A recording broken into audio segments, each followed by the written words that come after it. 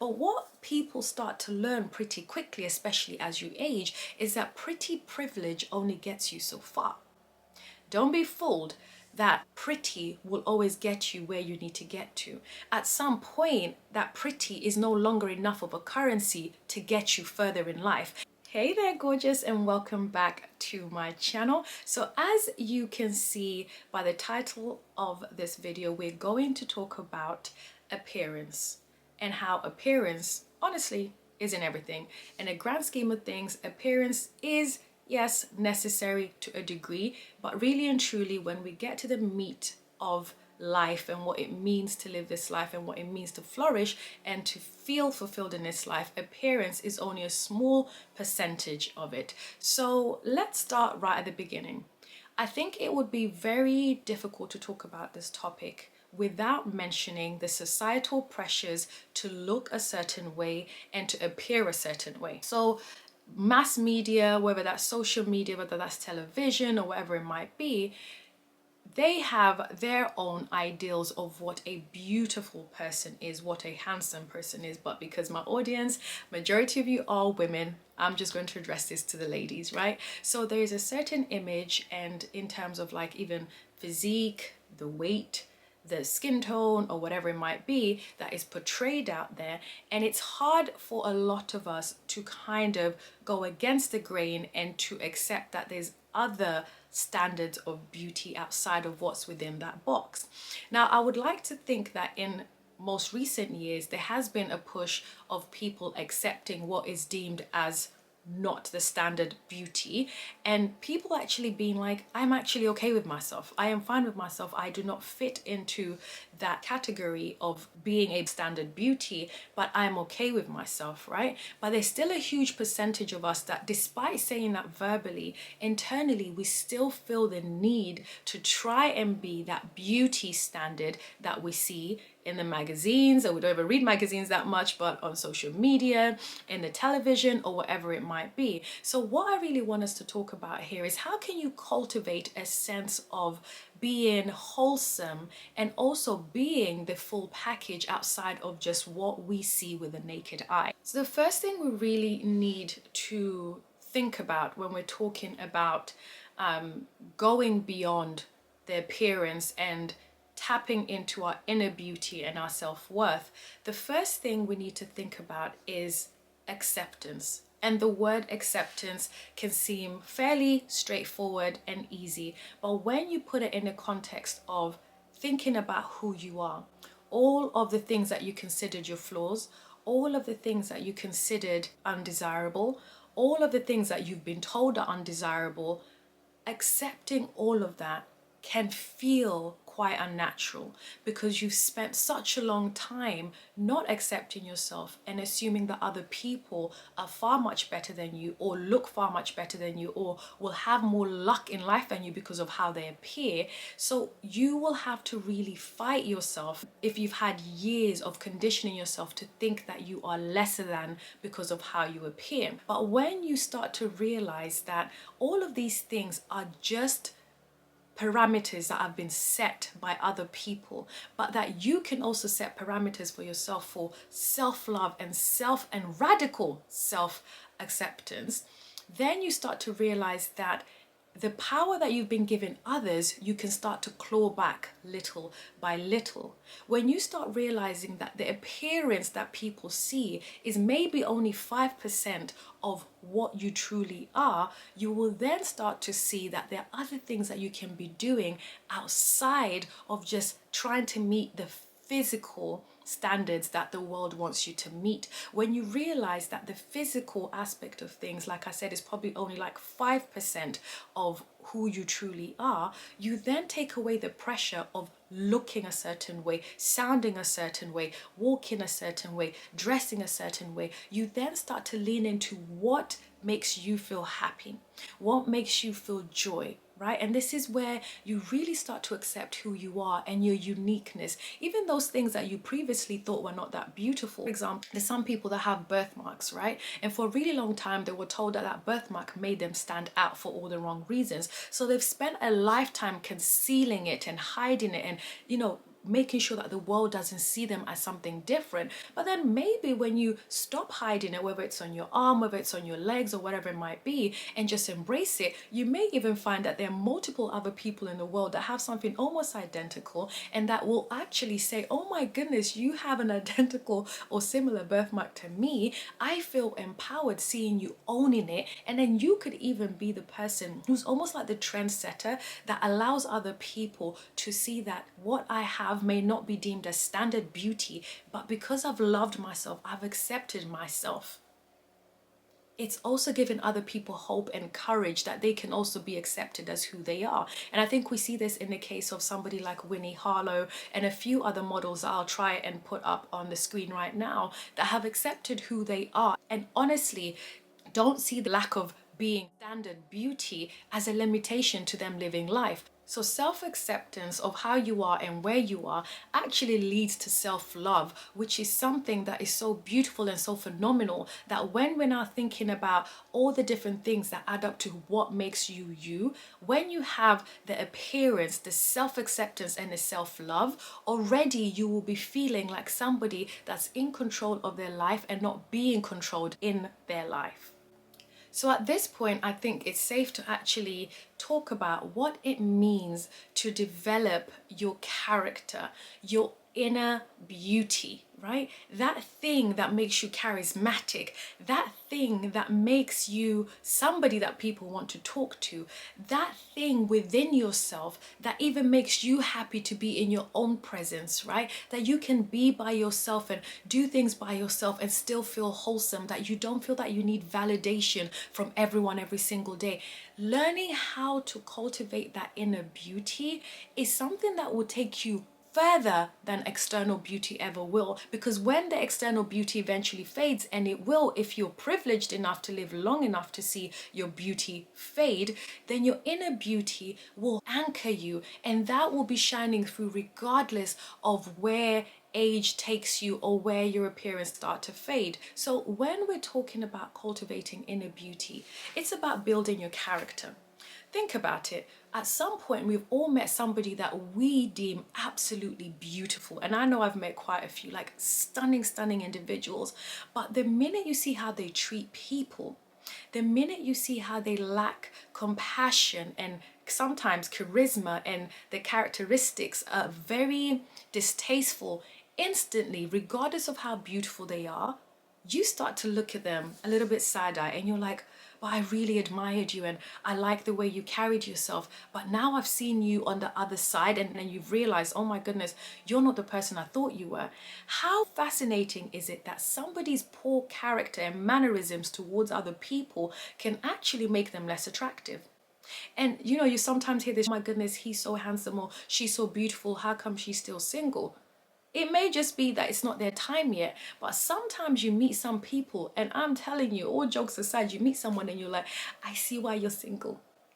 I see, friend. Because you start to realize it's not all that glitters that is gold. And sometimes that saying is actually very true, because what we may be running after, like the physique, the look, and all of this, right? Sometimes what happens is people who are naturally well endowed in many ways, whether it's like the beauty, the physique, the height, whatever it might be, the problem that comes with being like that, when you don't have the right grounding and the right upbringing, you may just have that as your ticket out of whatever situation you're in. So then you forget to build your character because you never had to, right? Because pretty just does a job. The handsomeness just pays. Like, there isn't anything you have to do. But what people start to learn pretty quickly, especially as you age, is that pretty privilege only gets you so far. Don't be fooled that pretty will always get you where you need to get to. At some point, that pretty is no longer enough of a currency to get you further in life. And then what I think is quite a rude awakening, and this is why it's good to talk about cultivating inner beauty, is that sadly, most people who've always relied on their beauty as a currency in this world, when it does eventually fade, because they have not cultivated that the charisma, the characteristics. They don't even care so much for cultivating it because they get through life by, you know, almost like mediocre ways, and a face card that never declines, right? Or a body card that never declines. I don't know if that's a thing or not. Because they've never had to do that. Now they find themselves almost like late bloomers, having to figure out how to deal with people, how to build a relationship with themselves, how to build and cultivate healthy relationships with other people. And initially that may all seem like, oh, you know, oh yeah, I can figure that out. But when they are in the arena of life, they start to realize that it's not as easy as they thought it could be. So this is where it pays to have the inner beauty and external beauty, and when they merge together, it's just like a cosmic collision. It's something beautiful, and it's something that anybody would wish to have. And sometimes, even if you don't have a standard appearance that people maybe universally consider as beautiful, that inner beauty you have that is built up of your charisma, of your compassion, of your kindness, of your willingness to learn, of your willingness to reach out and help people, all of those things that you build up within yourself, they shine. Honestly, this is why people say you can glow from the inside out, and it's unexplainable, but that's because you have harnessed the true nature of what it means to be a kind, loving, and giving human being. And then everything else is just a bonus. So yes, pretty privilege doesn't always pay, but when you learn how to cultivate everything else and then there's a pretty on top. So an extension of cultivating your inner beauty is actually focusing on feeling better than you are right now. And by that I mean focusing on your physical health, your mental health, and your emotional health, right? Because despite how we may look on the outside, well put together, we are well dressed, we're well spoken, we walk in a way that commands respect. If we're not physically healthy, mentally healthy, emotionally healthy, then we're actually more susceptible to having issues and stresses in our lives than somebody who may not have all the external stuff, but internally, how they feel physically, how they feel emotionally and mentally, they are stronger, they're more likely to succeed in life, right? So really think about it.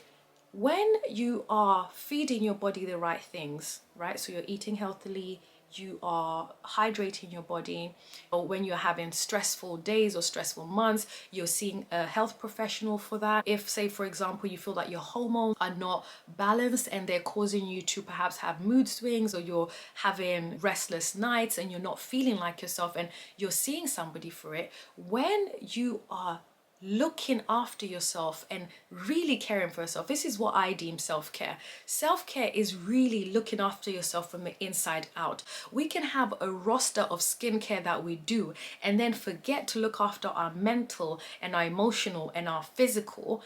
And this skincare can actually be fruitless, because when you are imbalanced internally, it shows externally, right? And this is where you find people who are a marketer's dream. You put out a new product, you see these people running for it. They think this is a quick fix. Once I take this, once I drink this, once I apply this on my skin, everything will be good. Everything will be set. But that's not the reality. The reality is you need to look after yourself from the inside out. This is the inner beauty, right? Yes, you have the characteristics. Yes, you've learned how to speak. Yes, you've learned how to move in certain circles and network. But how do you feel behind all of that when you take away all those layers and when there's nobody around?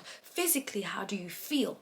Mentally, are you balanced? Are you healing yourself mentally? How is your relationship with yourself? And if you haven't heard of this term of, healing a relationship with yourself, there's a video I'll put up here or in the description box that I think will be highly beneficial for you to look into. You need to heal that relationship with yourself because it will allow you to shine from the inside out. Because here's the thing, when you prioritize self-care, genuine, authentic self-care, you're more likely to actually have energy to do all the other things to look after your appearance. You will be able to show up in a better way so that people may even be more accommodating to you despite you not being the standard beauty, right? And we've all met people like this in all walks of life where on paper they may not be the standard of beauty, even by our standards, because let's be honest, all of us to some degree meet people, we may perhaps judge them on first appearances,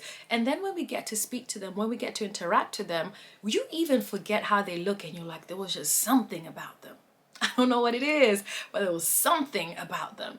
And usually that's because that individual has cultivated their inner beauty and you are being drawn into it because, let's be honest, it's actually very rare to come by. Someone who has the best of both worlds is very rare to come by. So when you know that you have one and not the other, it's good to try and balance them out for your own benefit. Because what's the point of coming into this life with all of this potential, with all of these prospects, and not give yourself the best chance to succeed?